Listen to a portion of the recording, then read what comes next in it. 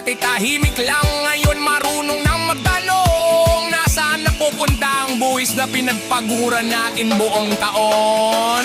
Hey! Presyong ayaw paawat sa pagtaas, pero di rin kami papayag na magpautas. Taas noo kahit ang wallet ay pigang-piga, magbubuklod, magtutuluman yan ang sagot sa problema. Presyong ayaw paawat